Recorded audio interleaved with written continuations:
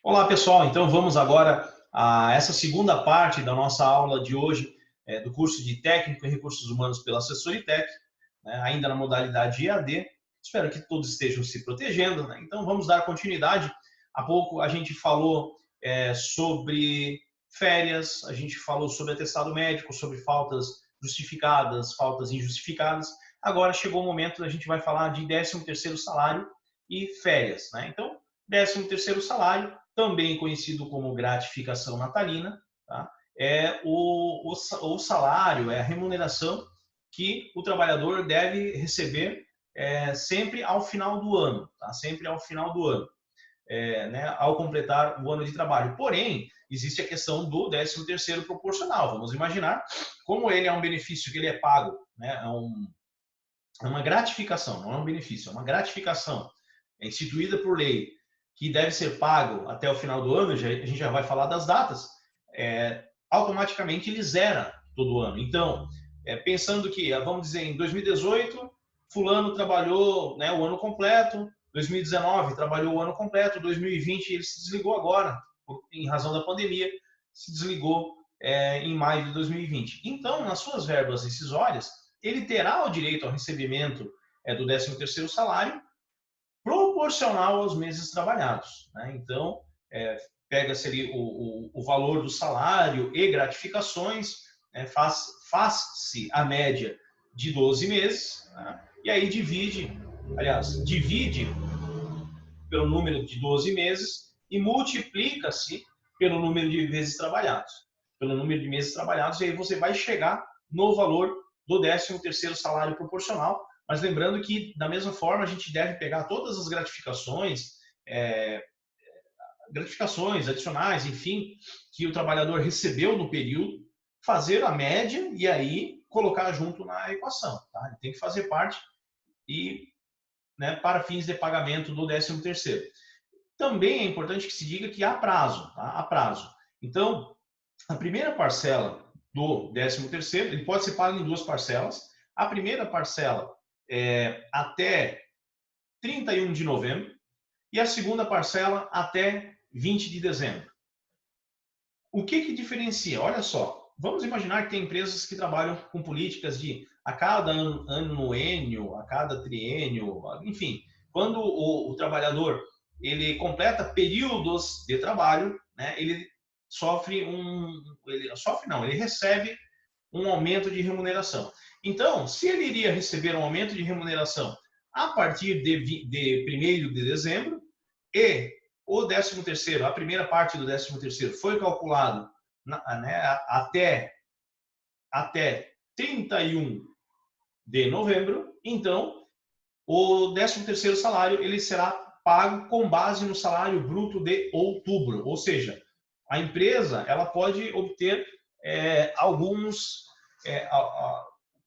alguma vantagem econômica, né, ao economizar o valor a ser pago, porque o trabalhador que recebe aumento, ali a partir, eu falei 31 de novembro, não, para o pagamento, né, integral na segunda parcela, a base de cálculo é a partir do mês de novembro. Enfim, não a partir do final do mês de novembro, é o mês de dezembro. Então, quem paga antes usa a base de cálculo de outubro. Quem deixa para pagar depois usa a base de cálculo do momento em que for realizado o pagamento, lembrando que o limite é 20 de dezembro. Não sei se eu me fiz compreender, mas vamos lá, vamos tentar então. 13º, prazos. Pode ser pago em duas parcelas ou em parcela única. Mas quem optar por pagar em duas parcelas vai ter o prazo, primeira parcela até 31 de novembro, segunda parcela até 20 de dezembro. Qual é a vantagem para a empresa? Se ela antecipar parte do 13º salário, se a metade que ela for pagar até 31 de novembro, ela vai pagar com base no salário de outubro. Ou seja, se o salário de outubro for menor do que será o de dezembro, então ela levará uma vantagem econômica, ela vai pagar menos de 13º. Enquanto, ao final, se ela deixar para pagar integral no final, vai utilizar a base de cálculo do mês de dezembro, do mês do pagamento.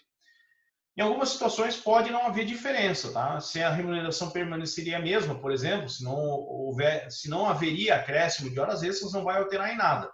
Mas se a gente imaginar também é uma questão organizacional. Muitas vezes fica mais leve para a empresa poder se antecipar e paga uma parte em outubro e paga uma parte em dezembro, do que paga tudo em dezembro e aí você tem que, né, numa vez só, movimentar muito mais, né, finanças, muito mais créditos trabalhistas. Então, pode ser uma questão de estratégia das empresas que vai levar todos esses pontos em consideração, né, datas para pagamento e tal. E é importante mencionar também, algumas pessoas têm dúvidas. Tá, mas por que a segunda parcela, muitas vezes é menor do que a primeira? Porque os descontos de INSS, enfim, todos os descontos que devem ser feitos sobre o 13º, eles serão feitos na segunda parcela. Então, essa antecipação, né, essa primeira parcela, que é uma antecipação, ela não sofre descontos. Os descontos acontecerão na segunda parcela. Tá?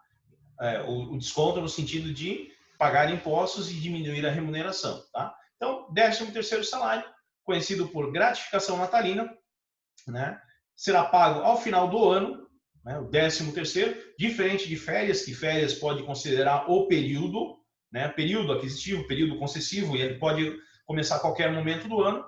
13º não, é o salário que deve ser pago no final do ano. Ah, mas o trabalhador que não trabalhou até o final do ano, então ele vai receber proporcional, tá? E a fórmula é aquela, você vai pegar a remuneração recebida pelo trabalhador, ou seja, o salário mais gratificações habituais, você vai fazer uma média, né? Vai fazer uma média lá por 12 meses, tá?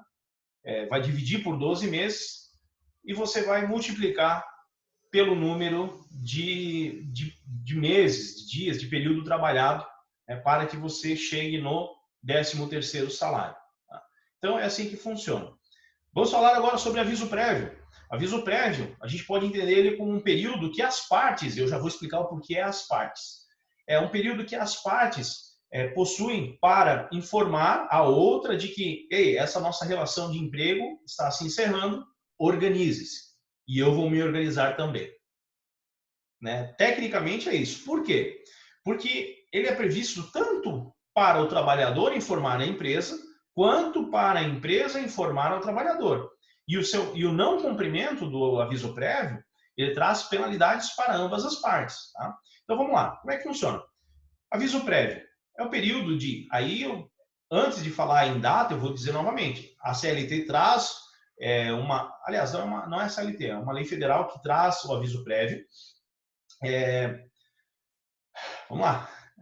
Ela traz o aviso prévio e assim, na CLT está lá 30 dias e aí tem uma lei lá que fala de um prazo a maior, que eu já vou comentar com vocês, mas a CLT fala em 30 dias. Alguns sindicatos, alguns dissídios coletivos, acordos coletivos, vão trazer prazo menor para cumprimento pelo trabalhador, cumprimento do aviso prévio. Tá? Lembrando que se a regra for mais favorável, mais benéfica ao trabalhador, ela terá validade. E nesse caso se encaixa. Então, assim, o aviso prévio, para a gente resumir, 30 dias. Então, se a empresa quer desligar o funcionário, tá? Precisa comunicar ele com 30 dias de antecedência. Olha, eu estou te desligando, eu não pretendo continuar com você na equipe. Tá? Por quê? A lei determina esse prazo de 30 dias para que o trabalhador, pensando na continuidade da relação do emprego, e não apenas a continuidade do emprego, mas também a continuidade das necessidades do trabalhador. Se a gente pensar que o trabalho serve para quê?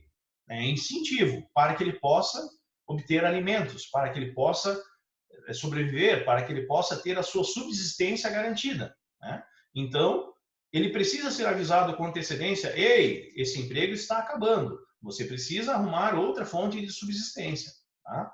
Então, vamos lá, regra seca da lei, 30 dias, tá?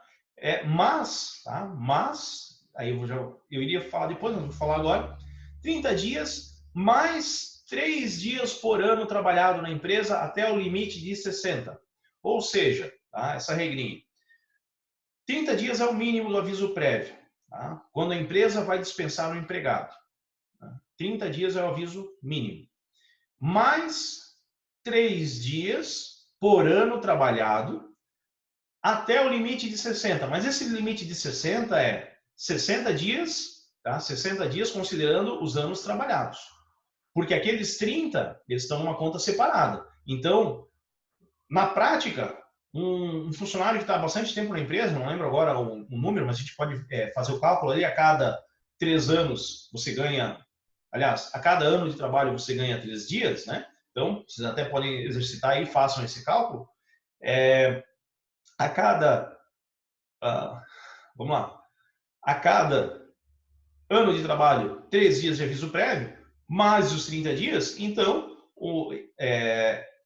aí chegando no limite de 60, chegou no limite de 60, ele não acresce mais período de aviso prévio, mas aí você soma esse acréscimo com aqueles 30 dias previstos na lei. Ou seja, na prática, um trabalhador que trabalha ali vários anos na empresa, ele pode chegar até, no total, 90 dias de aviso prévio. Então, esse cálculo, na verdade, ele é mais simples do que eu estava aqui imaginando. Mas olha só, trabalhador que ele trabalha 20 anos numa empresa, tá? 20 anos numa empresa, ele acaba adquirindo esses 60 dias de aviso prévio, mais os 30 determinados por lei. Tá? Então, ele vai ficar 90 dias em aviso prévio. Tá? O trabalhador, quando ele ultrapassa 20 anos de trabalho. Ah, mas ele trabalhou 25. Bom, a gente precisa lembrar que o limitador é 60. Então, 60 mais 30, 90. Aí existem algumas regrinhas também, tá? Por enquanto, eu estou trabalhando só no exemplo da empresa desligando o funcionário. Mas a gente sabe que também existe o aviso prévio quando o funcionário pede desligamento da empresa. Tá? Mas a gente vai tratar em separado. Pensando ainda que quando a empresa procura desligar o funcionário e avisa, olha, né, você está em aviso prévio pelo prazo de tanto. Aí, esse funcionário ele vai poder escolher o seguinte: como ele vai precisar buscar uma outra, né? Claro, tem situações em que ou ele vai empreender, então ele não vai procurar emprego, ou ele estará aposentado, enfim, existem outras situações que não se encaixam, mas a lei protege aquele trabalhador hipossuficiente, ou seja, aquele trabalhador que depende exclusivamente daquele emprego, daquele trabalho. Então a lei diz, olha, durante o aviso prévio, o trabalhador pode optar por ou ele sai todo dia mais cedo, 2 horas, sem desconto no salário. Tá? Por quê? Para que ele possa buscar uma outra colocação, uma outra vaga de trabalho, né? Uma outra vaga no mercado de trabalho. Então ele pode optar por sair 2 horas por dia, sair mais cedo do trabalho para fins de conseguir uma outra colocação profissional. Ele não precisa comprovar que está indo atrás de emprego. Né? Isso é um direito que a lei dá para ele. Agora, se ele vai realizar, aí é uma particularidade.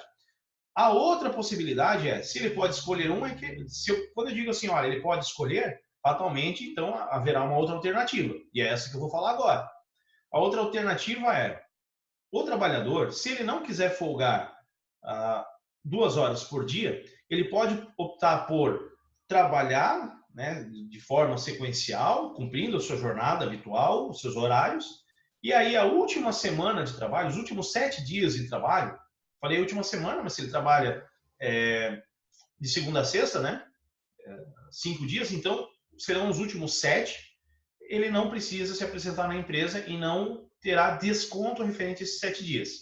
Né? Porque a ideia, a lógica é que se dilua, né? Se dilua ou 2 dias durante todo o aviso prévio, ou os últimos 7 dias para que ele possa, de forma intensiva, buscar uma outra colocação. Então, são as regrinhas do aviso prévio para com a situação em que a empresa informa ao trabalhador que ele será desligado. Ainda, há situações que, por alguma razão, pode ser estratégia, pode ser questão comportamental, né? Porque tem empresas que preferem indenizar o aviso prévio e dispensar o empregado imediatamente, tá?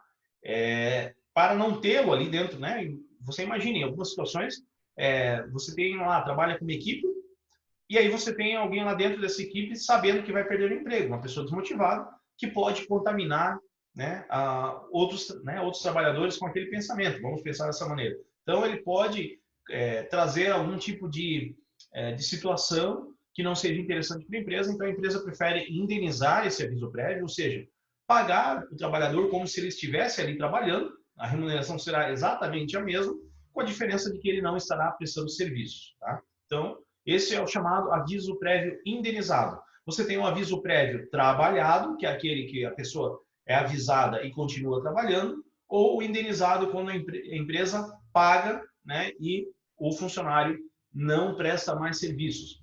Aí você tem um aviso prévio, tudo isso é dentro do aviso prévio, gente, mas ele tem algumas mudanças, algumas alterações, quando a gente muda a ótica.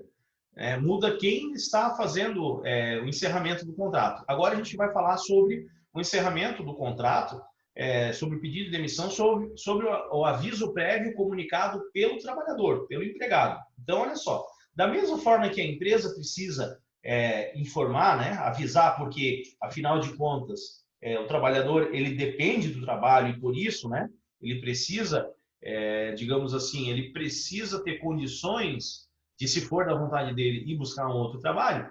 Da mesma forma, a empresa, você imagina uma empresa que treine seus funcionários, né, que dê todo o treinamento, acompanhamento e tal, no auge da sua produtividade, no auge daquilo que ele pode propiciar para a empresa, ele simplesmente avisa, olha, amanhã eu não venho mais. Né?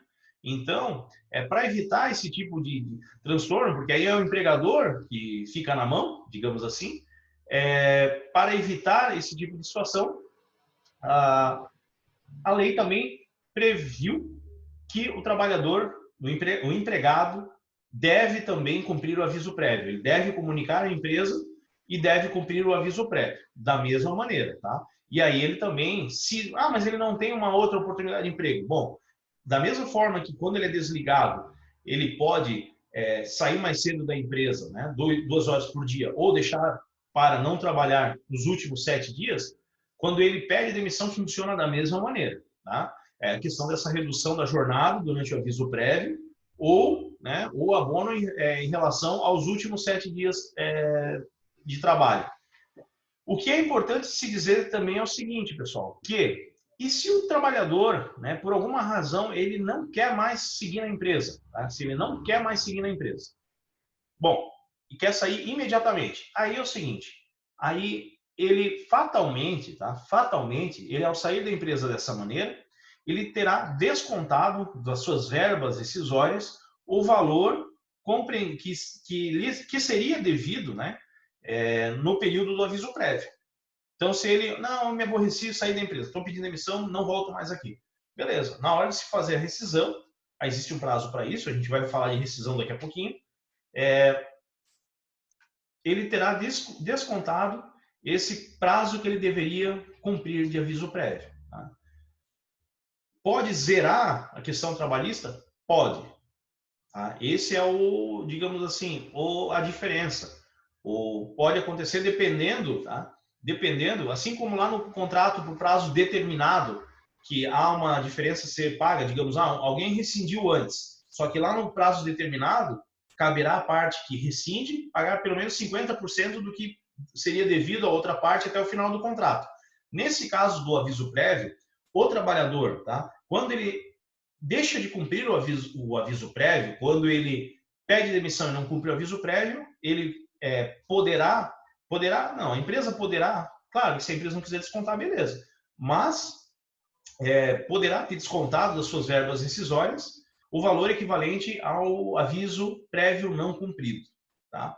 É dessa maneira. Agora, se esse valor a ser descontado, né, ele for maior do que eventuais verbas que o trabalhador teria a receber, vamos dizer que ele não tinha férias proporcionais, o 13º, vamos dizer, a gente está em 2020, é um trabalhador que ele foi demitido em janeiro de 2020, ele não tinha férias vencidas, pelo contrário, tinha, de repente, antecipado férias, 13º estava pago, saldo de salário estava pago, estava tudo ok. E ele pediu demissão, ficou lá o aviso prévio. Ele não tinha muito tempo de trabalho, ele tinha talvez, vamos lá, 6 meses, um ano, vamos colocar um ano e pouco de empresa. Então, ele não tinha tantas verbas rescisórias que comportassem o total do aviso prévio. Então, ele também não sai devendo para a empresa, tá? Ele também não sai, digamos assim, o valor que ele deverá pagar, né, o valor que a empresa poderá descontar, pode compreender o máximo dos créditos que ele teria a receber. Ele não sai de lá assim, digamos, ele, por conta do aviso prévio, digamos assim, as verbas rescisórias dele deu R$800, mas a questão do desconto do aviso prévio daria 1.200, então ele ficou devendo 400? Não. Então, fica só pelos créditos que ele teria a receber que ele deixa de receber. Tá? Não vai interferir, né? Claro, pedir demissão não envolve seguro-desemprego, então não vamos nem questionar seguro-desemprego nesse caso, tá? Não interfere. Tá?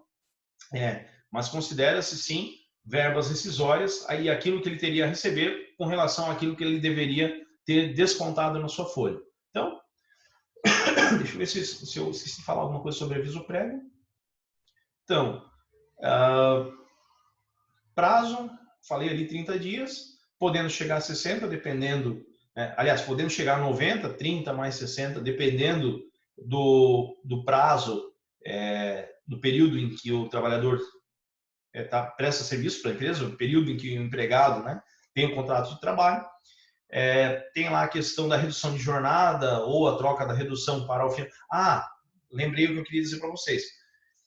Alguns acordos, convenções coletivas prevêem o seguinte, tá? Eu lembro de uma convenção da nossa região aqui, de uma determinada categoria, que dizia que se um empregado ele fosse pedir demissão na empresa e trouxesse de outra empresa uma comunicação, uma declaração de que essa outra empresa estaria contratando ele, então esse período do aviso prévio que ele deveria indenizar na empresa se reduziria para 15 dias, para 20 dias, tem outros que é para 10 dias, tem outros que isentam, né? O funcionário, quando ele traz a comunicação de que tem outro emprego, ele, né, apresenta na empregadora e ele não paga o aviso prévio. Tem categorias, tem sindicatos, tem acordos coletivos, dissídios e tal, que trazem essa previsão, tá? Mas aí é particularidade de cada categoria, né? No geral, a regrinha ali da CLT e da lei federal que trata do aviso prévio. 30 dias, mais 3 dias por ano trabalhado na empresa. Lembrando ainda sobre aviso prévio, que o período do aviso prévio ele deve ser anotado, vamos imaginar, naquele exemplo. Então, não vou falar sobre o cara que trabalhou 20 anos na empresa, vou falar daquele que trabalhou, sei lá, 10, que ele teria 30 dias de aviso prévio normal e mais 30 de acréscimo pelo período que ele ficou na empresa. Então, ele teria 60 dias. Ao ser demitido, ao ser comunicado da sua demissão, mesmo que a empresa opte por desligá-lo imediatamente e vá indenizá-lo imediatamente, ainda assim, na carteira de trabalho, deve constar como período de projeção do aviso prévio o período final lá, né? O período, como data do desligamento, o período final do aviso prévio. Por quê, gente? Porque, como há incidência de impostos nesse período, esse prazo aí, ele consta, inclusive, para fins previdenciários, para fins de aposentadoria, né? Então, quando o funcionário não cumpre, mesmo que não cumpra, mesmo que tenha indenizado o seu período de aviso prévio, mas na carteira de trabalho, tanto na área de contratação quanto nas anotações gerais, deverá constar o período de projeção do aviso prévio, né, para fins de desligamento. Joia? Então, mais uma regrinha aí. Agora, a gente vai falar sobre FGTS. FGTS, que acredito vocês já conheçam ele, né? O Fundo de Garantia por Tempo de Serviço, muito popular nos últimos anos, até por conta de programas do governo que trabalham com o Fundo de Garantia. O Fundo de Garantia, ele é como o nome diz, um fundo criado para amparar o trabalhador que venha a perder o seu emprego por demissão sem justa causa, por demissão involuntária. É como se fosse criar uma micropoupança durante o contrato de trabalho, para que ao final, se não houver uma justa causa para a demissão, o trabalhador possa se amparar, ao menos provisoriamente, até conseguir uma outra colocação no mercado de trabalho. Claro, se for falar dessa maneira, parece que eu estou falando do seguro-desemprego, tá? Mas não é o caso, eu estou falando do Fundo de Garantia por Tempo de Serviço. Até porque o Fundo de Garantia, independentemente se eu tenho um outro emprego em vista ou não, o Fundo de Garantia será pago da mesma maneira. Já o seguro-desemprego, como o nome diz, é um seguro, só será devido ao trabalhador se ele respeitar as regrinhas, inclusive tempo de carência, tempo de contribuição e tal. Aliás, contribuição não, permanência no emprego, tem umas regrinhas lá para que ele possa fazer jus ao seguro-desemprego. Enquanto o Fundo de Garantia, basta que ele esteja regularmente empregado, basta que a empresa faço os recolhimentos de fundo de garantia, né, e faço o depósito na conta vinculada, e ao final do contrato de trabalho, a demissão dele não se dê por justa causa.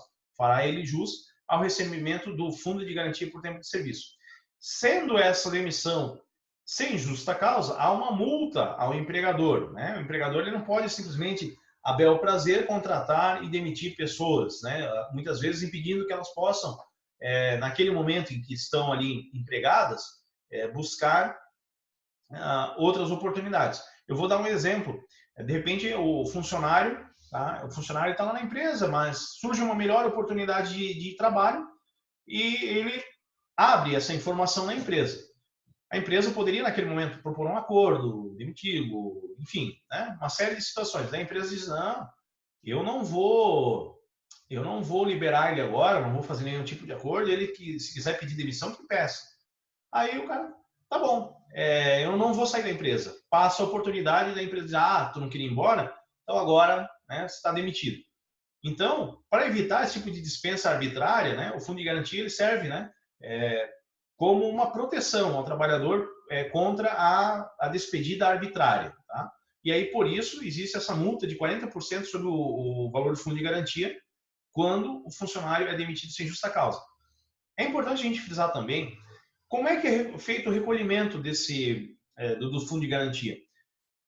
Fica a cargo do empregador, tá? Fica a cargo do empregador recolher 8% do salário, né? O valor referente, equivalente a 8% do salário, do trabalhador e depositar numa conta vinculada que é administrada pela Caixa Econômica Federal. Eu falei ali que quando o funcionário ele é demitido, então ele faz jus a esse direito.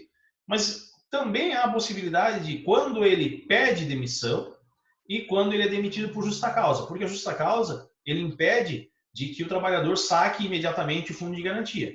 Mas há um prazo para que ele possa sacar. Então, isso vale tanto para quando ele pede demissão, quanto quando ele é demitido por justa causa. A diferença é que, se ele é demitido por justa causa ou se ele pede demissão, não cabe multa dos 40% sobre o fundo de garantia. Tá? Então, essa multa, ela só cabe no caso de demissão sem justa causa, chamada demissão arbitrária por parte do trabalhador. Tá?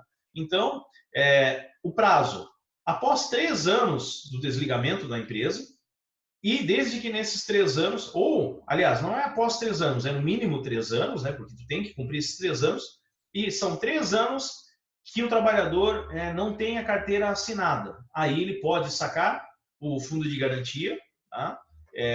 Ou seja, se ele saiu da empresa, foi trabalhar em outro lugar, trabalhou mais 2 anos. Então, e saiu dessa empresa, tá? Saiu dessa empresa. Aquele fundo de garantia em relação ao vínculo anterior, ele só vai poder sacar dali a 3 anos, ou seja, vai completar 5 anos, na verdade. Tá? E se ele nunca ficar 3 anos sem carteira assinada, esse crédito vai ficando lá sob a administração da Caixa Econômica Federal.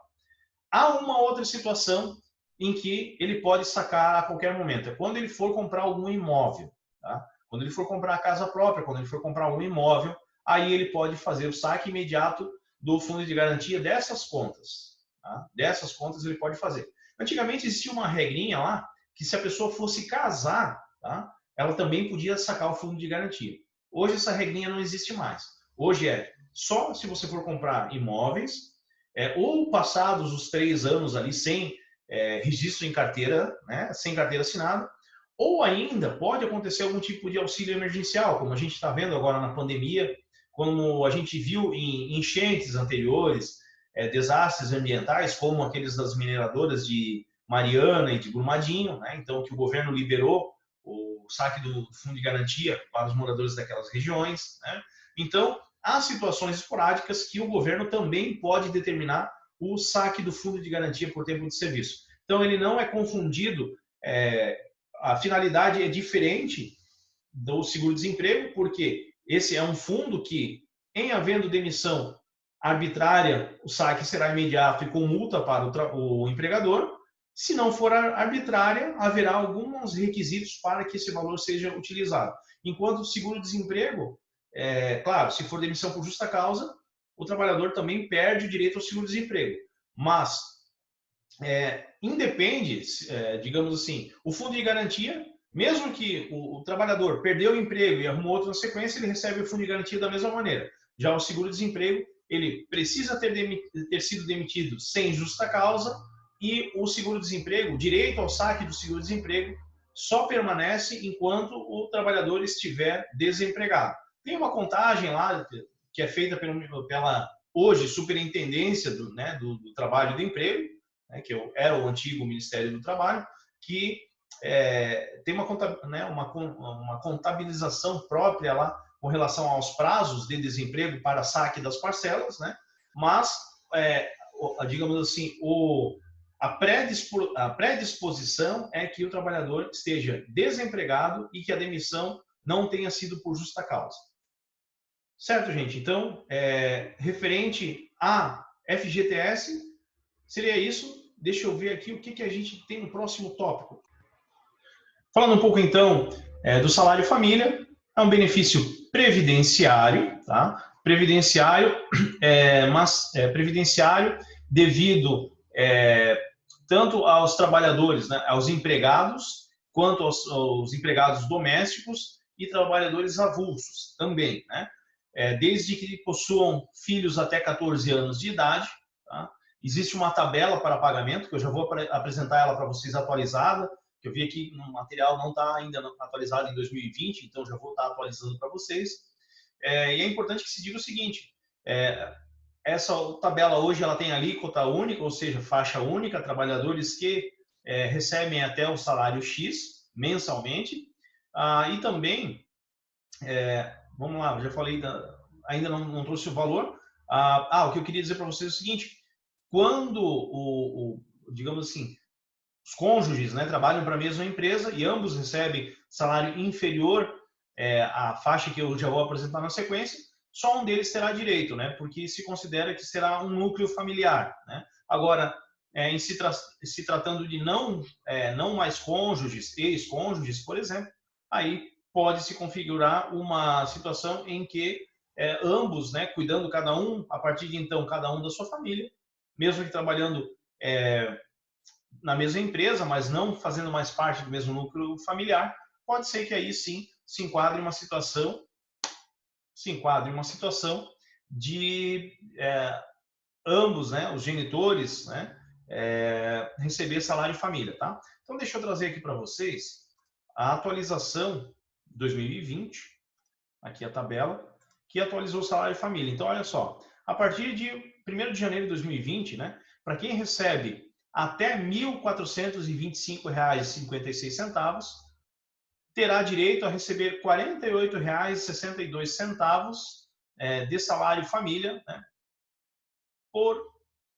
é salário família, senão seria salário por filho, né?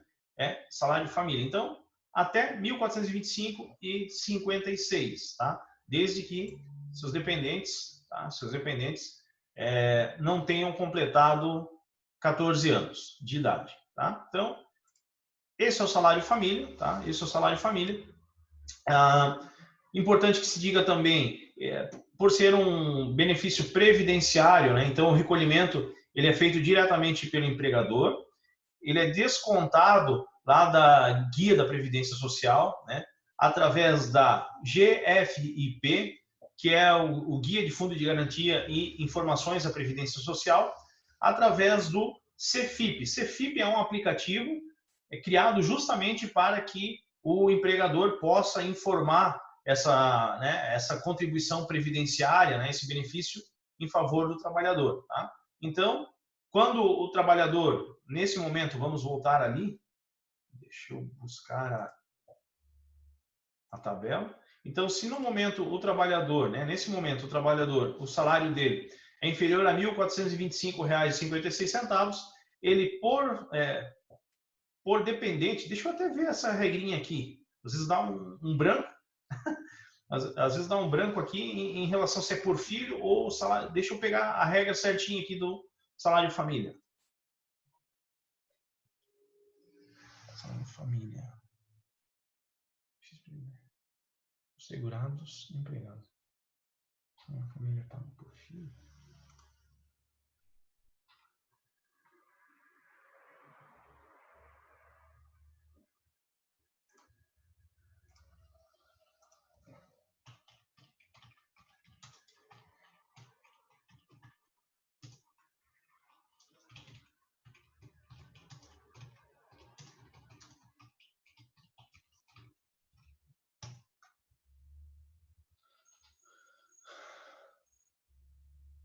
por dependente. Isso.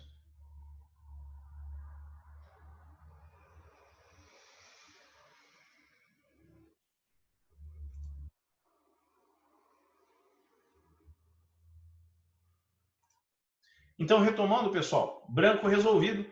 Esse valor aqui, né, de R$ 48,62, será o valor recebido por dependente, né? Então, se tiver 2 filhos, dobre esse valor. Se tiver 3 filhos inferiores a 14 anos, triplica esse valor. Para quem? Para trabalhadores formais, né, com emprego formal, para empregados domésticos e também trabalhadores avulsos que tenham salário, que recebam um salário inferior a R$ 1.425,56.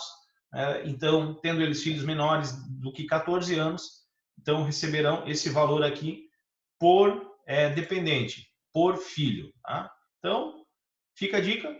É um valor que deve ser recolhido pelo empregador por meio da guia lá da Previdência Social, né, que deve ser encaminhado, né, por uma outra guia, que é a Guia de Recolhimento de Fundo de Garantia e Informações da Previdência, por um aplicativo próprio, o CFIP. Né? O CFIP é o aplicativo próprio onde o empregador fornece essas informações previdenciárias, né, ao governo e direciona esse pagamento para a folha de pagamento do trabalhador. E agora eu vou dizer para vocês o seguinte, que nós teremos ainda hoje um terceiro vídeo no qual a gente vai falar sobre demissões. Né? A ideia é que hoje a gente finalize essa questão de cálculos trabalhistas, porque na próxima aula, já vou dar um spoiler agora, na próxima aula a gente vai fazer uma revisão e avaliação do conteúdo de cálculos trabalhistas. Tá? Então, na sequência, eu já devo encaminhar para vocês, se não encaminhei ainda, na sequência, digo isso porque eu estou gravando e daqui a pouco, né, a gente continua gravando e já enviando para vocês. Na sequência, então, a gente vai falar um pouco sobre cuidados, né, com os cálculos rescisórios, cuidados com os cálculos trabalhistas na rescisão. Ok, pessoal? Então, por hora é isso. Na sequência, vem aí o terceiro vídeo.